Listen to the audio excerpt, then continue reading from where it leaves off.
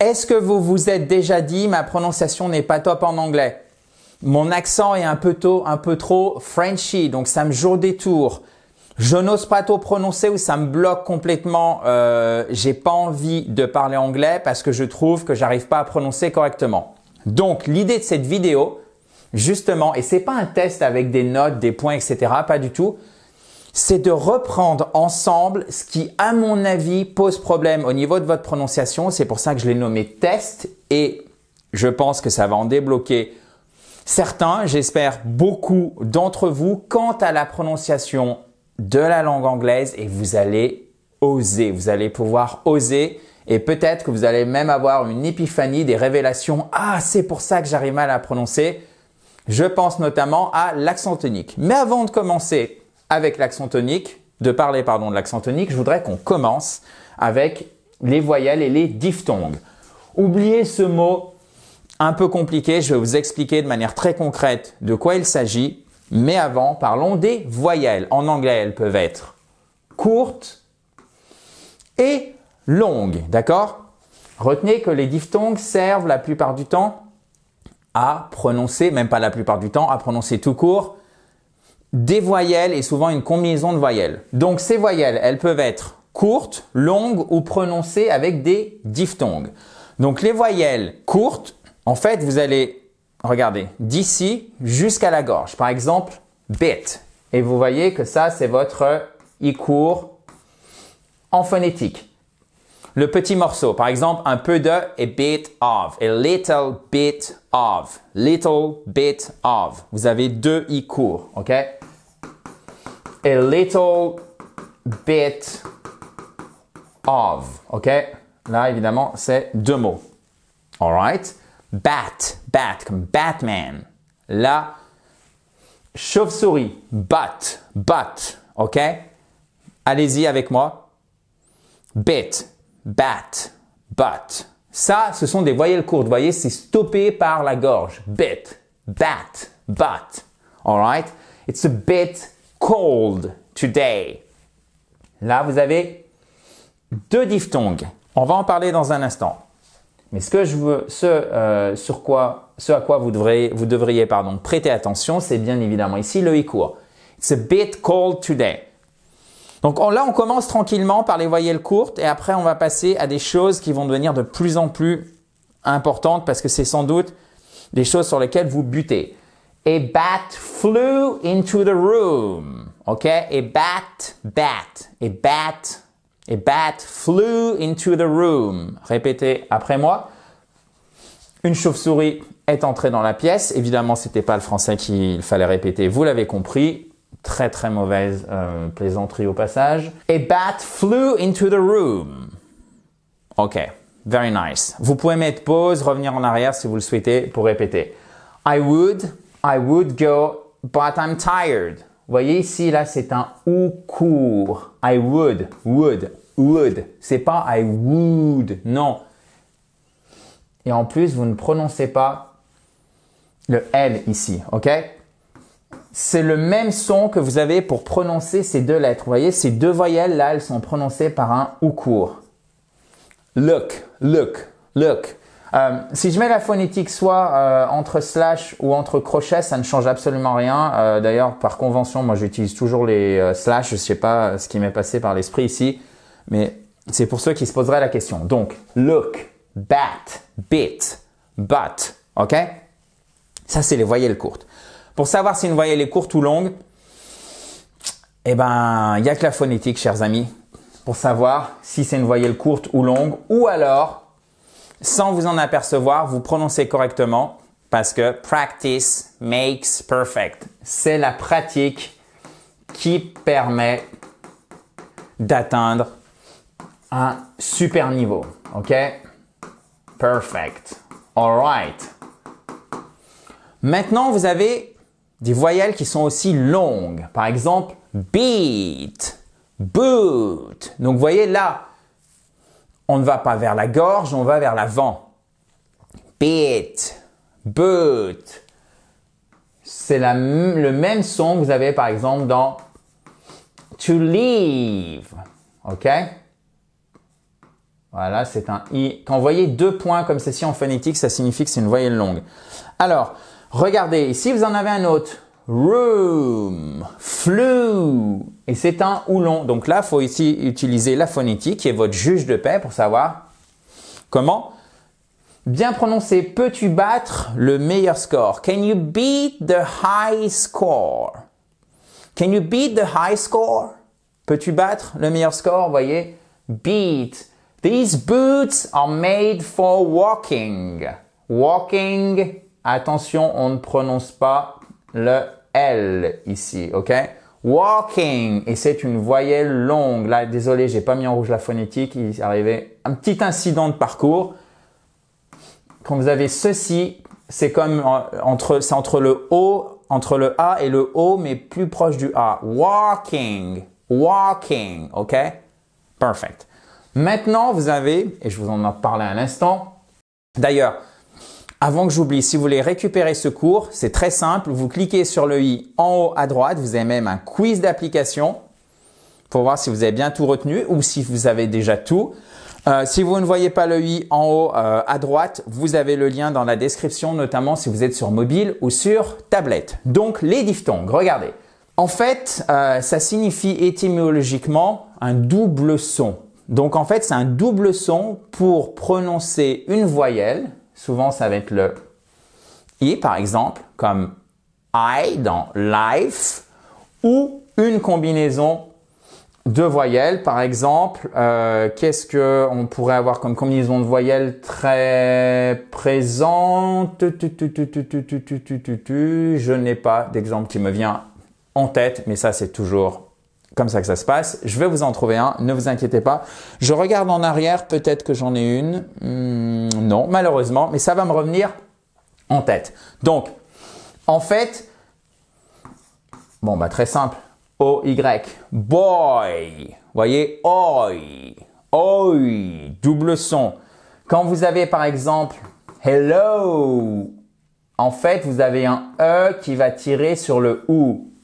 C'est pas hello, O, non, L-A-O, A-O. Vous voyez, c'est pour ça qu'on appelle ça une diphtongue, double son. Le premier son est un petit peu plus puissant que le second. A-O, hello, hello, ok? Boy, coin, vous en avez un que vous connaissez qui est out. Par exemple, cow, cow, qui est la vache, out. C'est exactement le même son et en phonétique, c'est ceci. Voilà. Le hello, oh, c'est celui-ci en phonétique, ok?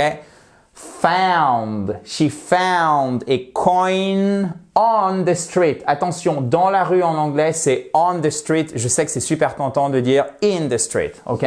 So, found, ça c'est la prononciation AU du OU. Vous voyez, quand je vous parlais de combinaison de consonnes, le OU se prononce AU. Found. Il faut vraiment faire l'effort d'ouvrir la bouche, ok?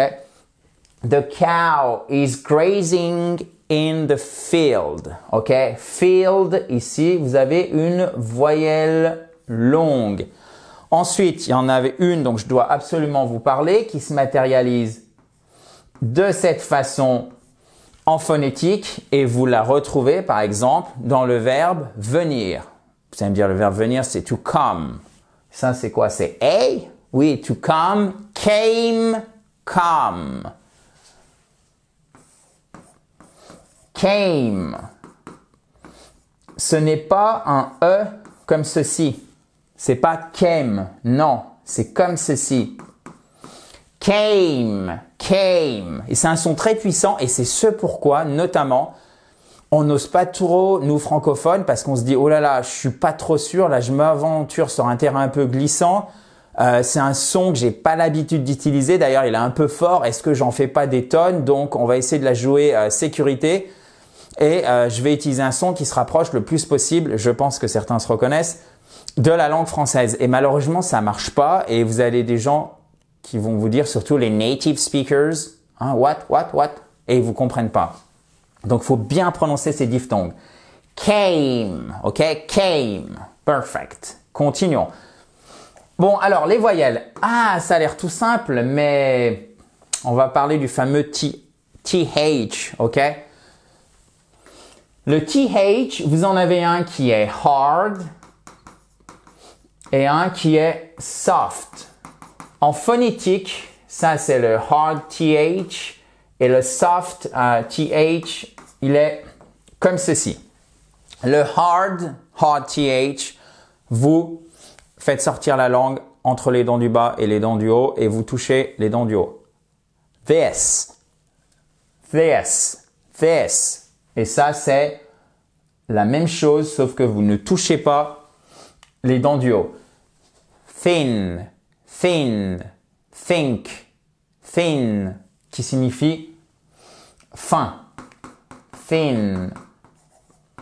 Vous rajoutez un K, ça vous donne think, ok? This, think. Perfect. This is my book et pas this is my book. Non, vous voyez maintenant, vous n'avez pas de problème là, vous prononcez bien ces deux sons. Ça, c'est votre diphtongue qu'on a vu juste avant, comme dans life, ok? Donc là, vous êtes paré à avoir un super accent. C'est entre guillemets aussi simple que ça, mais n'oubliez jamais ce que je vous ai dit juste sur la slide précédente. Practice makes perfect, ok? I think it is a good idea. Je pense que c'est une bonne idée. Ensuite, vous avez le R. Alors moi, je vous le fais plutôt en American English. Il est plus effacé en British English. Par exemple, en British English, quand vous avez ceci, ça se matérialise comme ça en phonétique. Car. Alors qu'en American English, vous avez le R. Car. OK? Car. This is my car. Car. En American English. So, red, il est plus puissant qu'en français. D'ailleurs, le R et le U sont des sons qui posent des difficultés, pas insurmontables, mais vraiment importantes aux anglophones et de manière générale les Anglais, les étrangers qui apprennent le français pour bien prononcer. D'accord? C'est vraiment compliqué pour eux, le R, le U. Ok? Donc, vous n'êtes pas tout seul quand c'est l'inverse, c'est-à-dire les gens qui apprennent le français, c'est exactement la même chose. Ok? À chaque langue, ses difficultés. Red. Really? The red car is fast. Vous voyez, vous avez là une voyelle courte, c'est un A court. C'est pas fast, c'est fast. Fast, vous voyez? Rapide. Le son est rapide. The car is fast. Ensuite, I really like this song. J'aime vraiment cette chanson. I really like this song. Bon, là, j'appuie un peu sur l'accent. À vous de trouver le degré qui vous convient. Mais n'oubliez jamais, l'accent, c'est surtout pas une question de perfection. C'est une question d'avoir un accent suffisamment bon pour vous faire comprendre. Il n'y a pas besoin qu'il soit parfait, d'accord?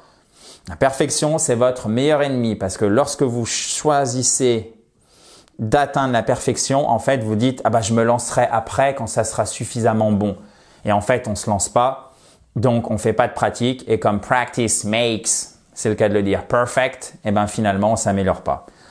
Ensuite, l'intonation. Donc là, on n'est pas sur la prononciation d'un mot, on est sur l'intonation générale de la phrase. Quand c'est une phrase qui se finit par yes ou par no, vous remontez. Do you speak English?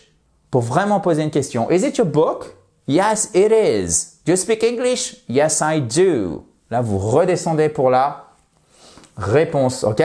It's a beautiful day. It's a beautiful day. Voyez, je dis pas it's a beautiful day, parce qu'on a l'impression là que je pose une question, ok? Par contre, si c'est une question où vous avez un mot interrogatif, par exemple, what's your name? Là, vous allez redescendre, d'accord? Donc, les questions en yes, no, vous remontez. Do you speak English? Les questions avec un mot interrogatif, vous redescendez. What's your name? My name is Adrian. Phrase affirmative, vous descendez.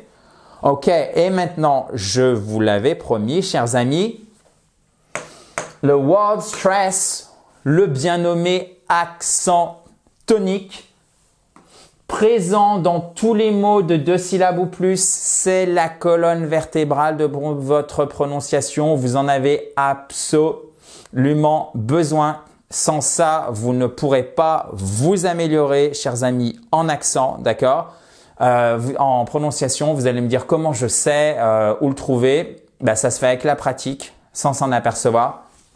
De toute façon, la pratique, c'est la meilleure façon pour s'améliorer. Et après, si vous n'êtes pas sûr, vous regardez la phonétique. En phonétique, quand vous avez une apostrophe, ça signifie que la syllabe qui est juste après est accentuée. Donc, par exemple, refrigerator, refrigerator. Et c'est ce pourquoi vous avez l'impression que les natifs mangent les mots et vous entendez que la moitié du mot et vous dites « je comprends pas ». Pourquoi? Parce qu'en fait, comme le français est une langue assez plate, voilà, vous entendez sur cette bande, ou en tout cas vous êtes habitué à entendre sur cette bande, et comme l'anglais fait ça, du coup, vous loupez cette partie-là. Vous dites, mais je comprends pas. Alors, non seulement en plus, quand ils parlent vite, ils vont agglutiner les mots, mais en plus, comme il y a l'accent tonique, vous en loupez la moitié. Donc, vous imaginez à quel point on perd des informations et du coup, on a du mal à comprendre, surtout quand ça va un peu vite. Et c'est à cause de cet accent tonique, déjà pour la compréhension, mais aussi c'est la cause principale du fait que quelqu'un n'a pas compris votre phrase, basse la grammaire, la syntaxe, ou n'a pas compris un mot, d'accord? Refrigerator, il faut commencer par cet accent tonique. Là, vous voyez, il est sur la deuxième syllabe, ici sur la première syllabe. Happiness, parce que si vous dites happiness, la personne va sûrement comprendre et penis, ok? Pas besoin de donner la traduction. Donc, c'est pas exactement la même chose. Happiness, ok? Ensuite, où se fait l'accent tonique ici? Exactement, sur la deuxième syllabe. Photographer, photographer, photographer.